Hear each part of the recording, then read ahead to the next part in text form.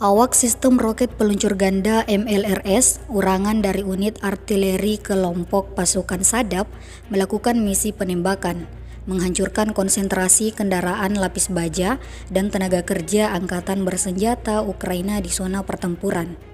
Rekamannya diunggah di Telegram pada Selasa 18 Februari 2025. Dalam keterangan unggahan, disebutkan inilah perhitungan sistem roket peluncur ganda MLRS, urangan dari unit artileri kelompok pasukan barat saat menghancurkan sekelompok kendaraan lapis baja dan tenaga kerja angkatan bersenjata Ukraina.